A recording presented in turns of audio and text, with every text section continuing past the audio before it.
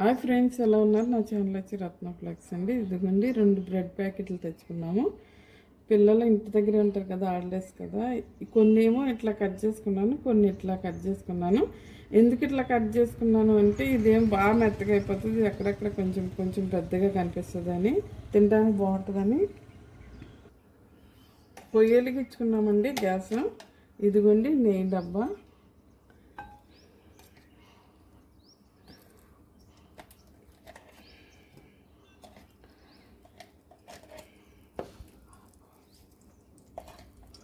చూడండి ఫ్రెండ్స్, నెయ్యి కరిగిపోయింది. దానికి కావాల్సిన జీడిపప్పులు.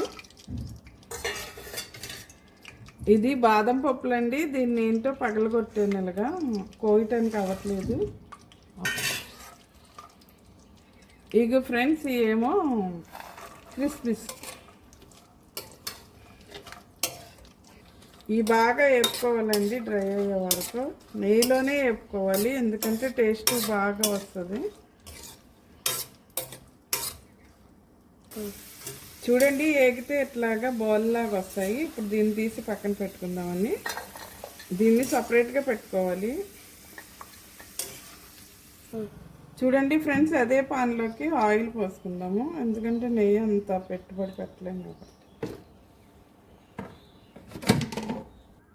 ఆయిల్ హీట్ ఎక్కిందండి. ఇగో బ్రెడ్ ముక్కలా చేసుకున్నాం కదా, వేసుకున్నాము.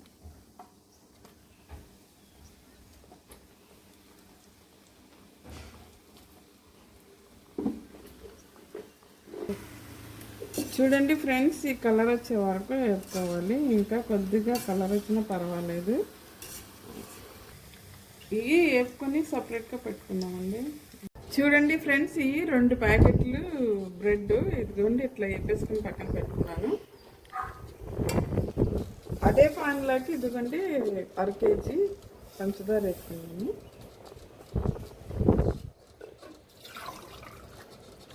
ఇదిగోండి ఆయిల్ వేసుకున్నాను. చూడండి, లాలిక్కాయలు వేసుకుంటున్నాం. ఇందులో వేసుకుని పంచదార వేసుకొని మిక్సీ ఆడుకుందాం. మిక్సీ ఆడుకున్నానండి లాలిక్కాయలను పంచదార. పాకం అయితే రెడీ అయింది. బాగా ఇట్లా అంతే చాలు, కొంచెం పాకం.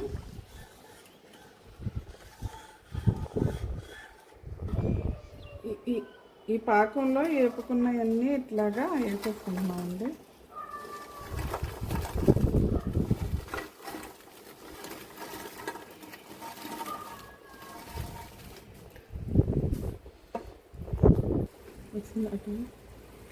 చూడండి ఫ్రెండ్స్, పాలు పోసుకుంటున్నాం.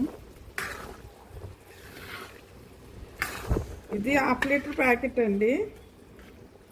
ఇది దగ్గర అయ్యే వరకు ఇట్లా తిప్పుకుంటూ ఉండాలి. చూడండి, ఫైనల్గా అయిపోయినట్టే బ్రెడ్ హల్వా. మనం అక్కడ ఆడపెట్టుకున్న లాలిక్కాయలు కూడా వేసుకుంటున్నామండి.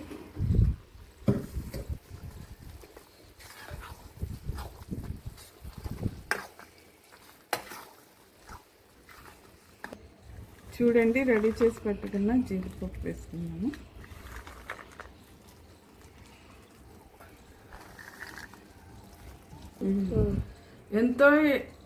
ఎంతో టేస్టీ అయిన బ్రెడ్ హల్వా అండి. చాలా టేస్టీగా ఉంటుంది. ఎక్కువ నెయ్యితో వండుకుంటే సూపర్ ఉంటుంది ఫ్రెండ్స్.